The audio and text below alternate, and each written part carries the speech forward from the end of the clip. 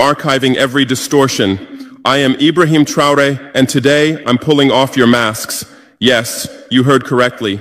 I, whom you call a young military junta leader, whom you brand as a dangerous radical, whom you serve up as an anti-Western dictator, am now telling you the truth. And this time you cannot turn off your microphones. This time you cannot turn away your cameras. This time your editors cannot cut this speech, because the world you monopolize no longer exists. Because millions will hear these words now, without passing through your filters, without being subjected to your distortions, without being muddied by your lies. I am 34 years old. Every day of my life, I grew up with your lies. As a child, I would watch Africa on television. Always the same images. Children with flies, dry lands, weapons, death. This is Africa, they told us. This is what Africa is. And we believed it. We were ashamed of ourselves. We were ashamed of our own lands, of our own people. But then I grew up. I read, I researched, I questioned, and I understood that the Africa you showed us wasn't real. The story you told us was a lie. The fate you imposed on us was a script you had written. For years, how have you portrayed Africa? How have you shown it? How have you sold it to your viewers? As if we were creatures who had no share of humanity. As if we were savages left outside of civilization. As if we were wretches waiting for you to save us. Every day, every hour, every minute, the same story plays on your screens. Hunger, war, disease, corruption, terror, chaos.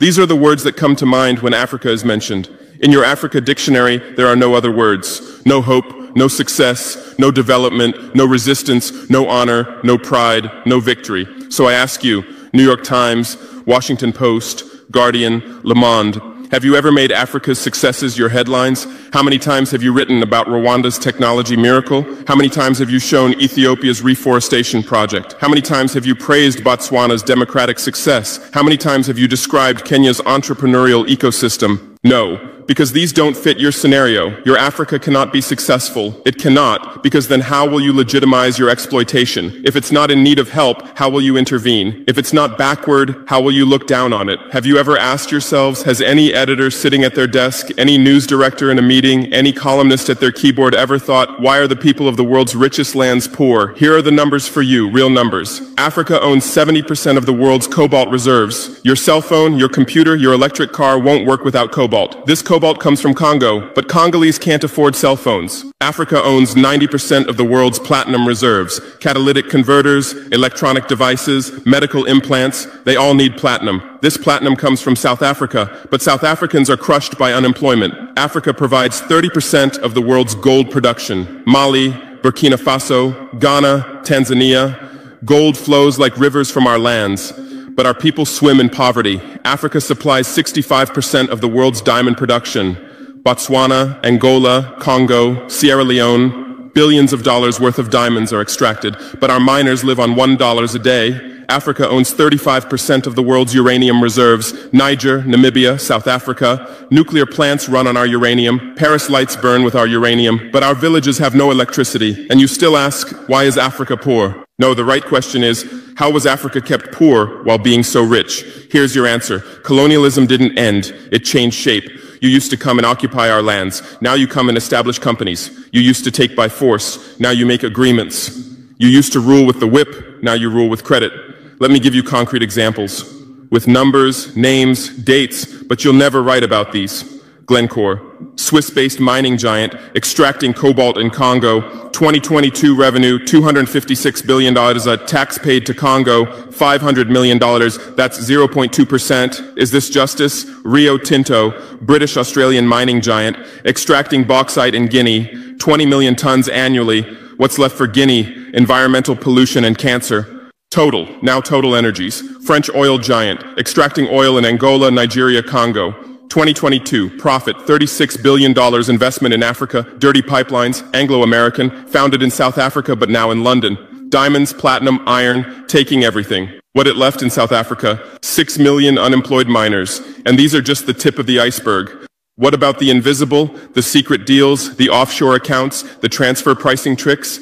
Every year, $88 billion in illegal money flows out of Africa. Who writes about this? Every year, $45 billion in aid comes to Africa. Everyone writes about this, but no one says Africa is not the continent receiving aid, it's the continent giving aid.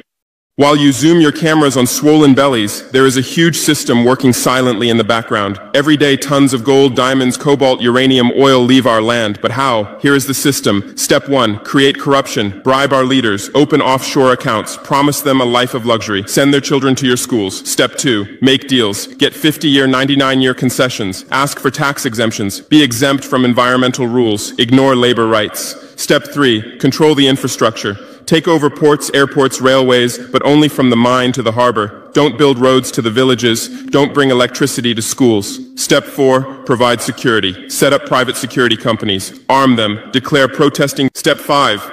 Silence the media. Buy local journalists. Suppress opposing voices. Serve internal unrest news to international media. And this is how the system works. It's been working like this for 100 years, and you don't see this system. You don't want to see it, because you're part of this system too.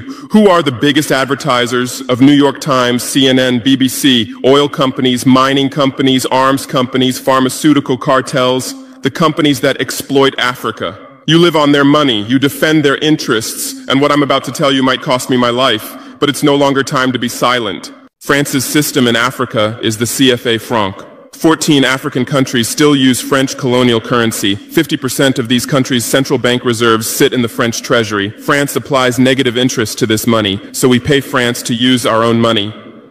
Through this system, France transfers $500 billion worth of resources from Africa every year. Does anyone write about this? No. But when France gives Africa 10 billion euros in aid, it makes headlines. Britain's system is more sophisticated. London is the world's money laundering center. City of London, offshore paradise. Every penny stolen from Africa passes through London. Jersey, Guernsey, Cayman Islands, Virgin Islands, all under British control. Africa's wealth hides there. America's system is Africom. Africa Command, 46 military bases on the continent. Official purpose, security. Real purpose, resource control. Drones in our airspace every day, listening devices everywhere. They say fighting terrorism, but it's not terrorists. It's people's leaders who are targeted. China is the new player, says win-win, builds infrastructure, gives credit, but in exchange for what? 99-year port concessions, mining rights, agricultural lands, debt-trap diplomacy, ask Sri Lanka, ask Zambia, and you write about none of this. Why? Because you're not free press. You're corporate press. Your bosses are billionaires. Jeff Bezos bought Washington Post. Why? For love of journalism? Rupert Murdoch's media empire, Fox News, Wall Street Journal, The Sun, The Times, all from the same hand, all giving the same message. West is good, others are bad. Carlos Slim is the largest shareholder of New York Times, Mexican billionaire. Where's his wealth from? Monopolized telecommunications, got rich off Latin America's back, now controls America's most respected newspaper. And you claim to do independent journalism? Who are your editors? Which schools did they graduate from? Harvard, Yale, Oxford, Cambridge? Always the same elite schools, always the same worldview, always the same prejudices. How are your reporters selected? How many languages does your Africa correspondent speak? French, English, that's all. Swahili, Hausa, Yoruba,